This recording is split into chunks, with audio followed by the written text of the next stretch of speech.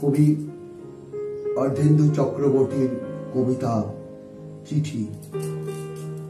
মাগো, পত্রপাঠ লিখে জানিও, টেলিফোনে বলছো সব বাতাস হয়ে যাচ্ছে, চিহ্ন থাকছে না খাতায়, তাল পাতার গায়ে।